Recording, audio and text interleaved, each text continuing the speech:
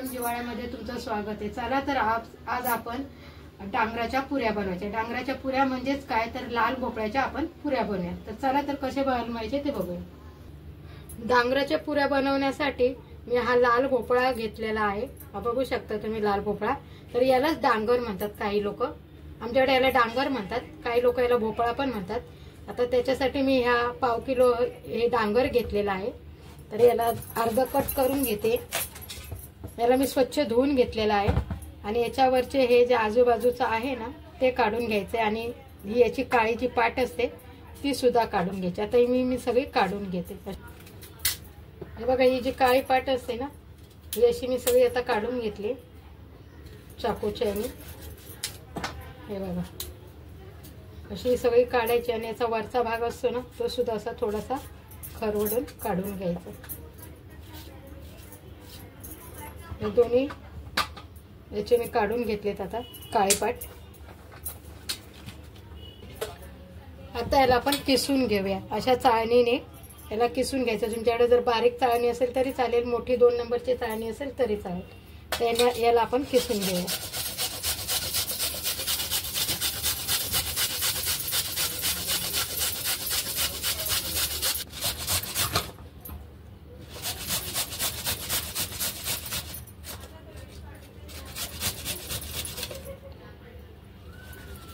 हा बघा, सगळा किसून झालाय आणि हा एवढा झालेला आहे। आता आपण हा मोजून घेऊया किती झालाय तो।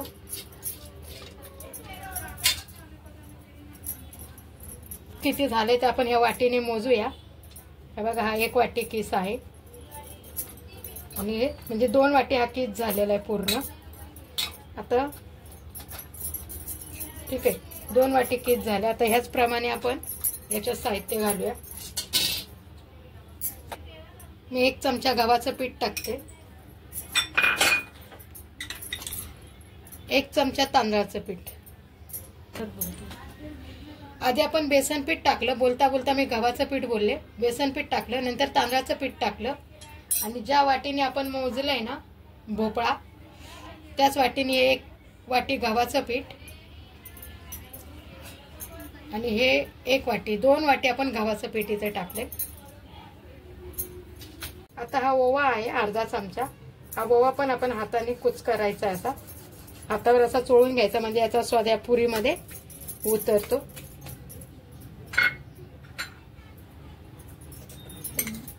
एक चमचा तीळ घेतले,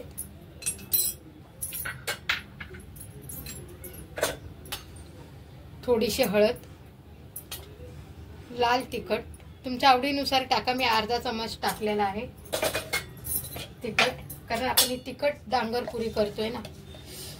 अर्धा चमचा जिरा पावडर,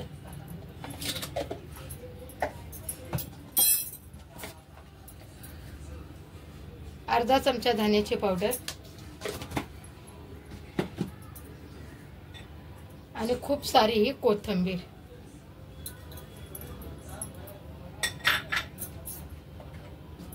आणि चवीनुसार मीठ। चवीनुसार मीठ टाकते मी, अर्धा चमचा मीठ टाकले आपण। आता याला आपण अगोदर असं सुक्कच मळायचंय, कारण भोपळ्यामध्ये ना पाणी असतं। तर जेवढं या भोपळ्यामध्ये जे पाणी असतं ना तेवढं शोषून घेतं हे पीठ, म्हणून अगोदर आपण न पाणी घालताच हे मळून घ्यायचंय, मळून घेणार आहोत। हे बघा, आणि आता मला वाटते तर थोडं थोडं अंदाज घेऊन आपण पाणी टाकायचंय। तर मी थोडंसं पाणी टाकते बघा आणि याला असं कडक मळून घ्यायचं। बघितलं ना मी किती थोडंसं पाणी टाकलं। या भोपळ्यातच एक प्रकारचं पाणी असतं त्याचंच। तर याच्यात आपण मस्त मळून घेऊया आणि जर अजून थोडंसं पीठ लागेल तर आपण पीठ पण घेऊया।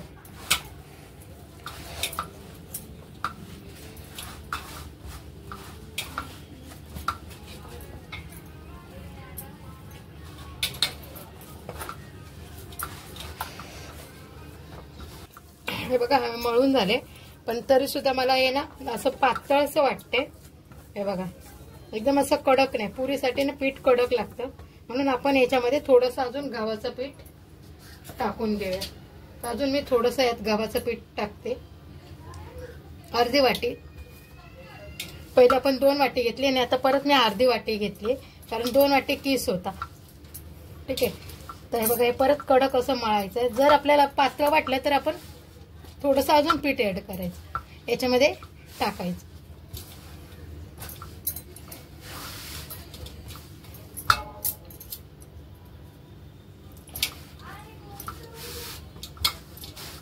हे बघू शकता तुम्ही की आता आपलं पीठ मस्त मळून झालेलं आहे. हे बघा, आणि असं मी कडक पीठ हे मळून घेतलंय. आता आपण याच्या लगेचच पुऱ्या करून घ्यायच्या आहेत, कारण याला जर ठेवलं ना जास्त वेळ तर भोपळ्याला एक प्रकारचं पाणी सुटतं. म्हणून आता आपण लगेचच याच्या तिखट पुऱ्या करायला घेऊया. आता हे थोडंसं तेल आहे, 1-2 थेंब मी या पिठावर टाकते आणि आपण एकसारखे आता याचे गोळे करून घेऊया, म्हणजे आपल्याला पटापट पुऱ्या तळून घेता येईल. पूर्ण तयारी केली का पुऱ्या कशा पटापट तळता येतात. आता मी याला असा लांबलचक कसा रोल करते. हे बघा,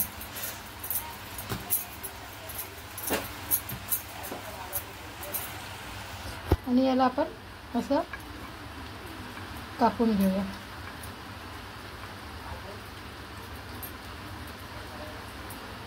हाताने पण तुम्ही करू शकता, पण माझ्या हाताजवळ चाकू होता म्हणून मी चाकूनी करते. असं पटापट हाताने पण जसे आपले पापडाचे गोळे करतात ना, तसं आपण हाताने पण करू शकतो. बघा, 1/2 किलो भोपळ्यामध्ये किती पुऱ्या झाल्यात, भरपूर. भोपळ्याला ना एक प्रकारचं असं एक पाणी असतं, म्हणून पाणी न घालता पीठ तुंबून घ्यायचं. मी थोडंसं 2-4 थेंब टाकले होते तरीसुद्धा हे एवढं वाढलं. आता याचे मी सगळे गोळे करून घेते, म्हणजे आपल्या पुऱ्या ना एकसारख्या होतील. ठीक आहे. बघा, मी सगळे एकसारखे मस्त गोळे करून घेतलेत, म्हणजे आपल्या पुऱ्या सगळ्या एकसारख्याच येतील आणि दिसायला पण छान दिसतात त्या. आता मी हे साईडला ठेवूया आपण इथेच, म्हणजे पटापट घेता येईल. आणि ह्या पुरी लाटून घेऊया. तर इकडे मी तेल गरम करायला ठेवले, आपण पुऱ्या आता लाटून घेऊया.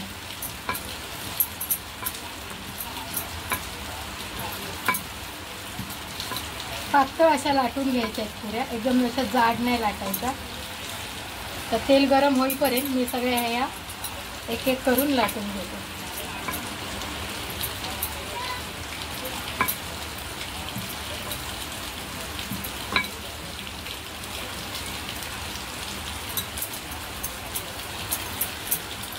बघा, बाहेर मस्त असा पाऊस पडतोय, वातावरण पण एकदम छान आहे आणि पाऊस पण एकदम जोरात येतोय आणि आपण मस्त पुरी पण करतोय. आता आपल्या ह्या पुऱ्या बऱ्याचपैकी 4-5 तरी लाटून झाल्यात. आता आपण तळून घेऊया.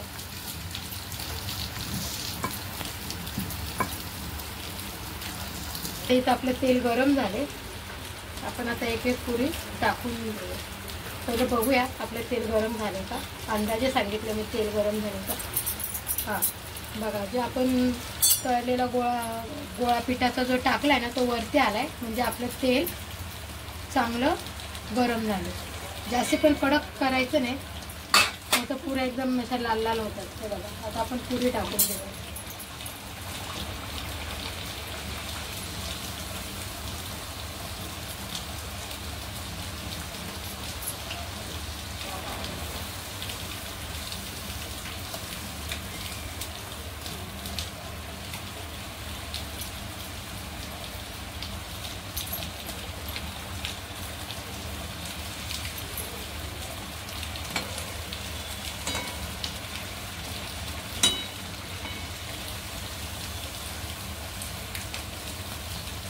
अशी रुंद कढई असली ना 2-2, 3-3 पुऱ्या तळायला बऱ्या पडतात. तुमच्याकडे जर अशी रुंद कढई असेल तर तुम्ही पण त्याच्या पुऱ्या तळू शकता, नाहीतर मग एक एक पुरी तळायला वेळ जातो. हे बघा कशा मस्त खमंग भाजल्या जातात. आपण हे काढून घेऊया.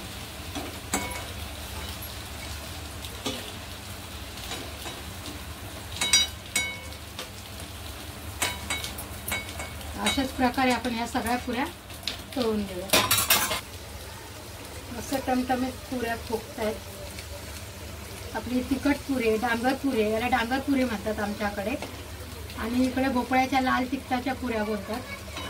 त्याला खायला पण एकदम चविष्ट लागतात. आणि आता बाहेर मस्त पाऊस पण पडतोय, तर खायला मस्त चहा बरोबर पण तुम्ही ह्या पुऱ्या खाऊ शकता, दह्याबरोबर खाऊ शकता, मुलांच्या सकाळी टिफिनला देऊ शकता, किंवा कुठे प्रवासात चालले तरी ह्या आरामचे 3-4 दिवस टिकतात ह्या पुऱ्या. आणि खायला पण खमंग लागतात. तर अशा प्रकारे ह्या आपल्या डांगर पुऱ्या बनून तयार आहेत.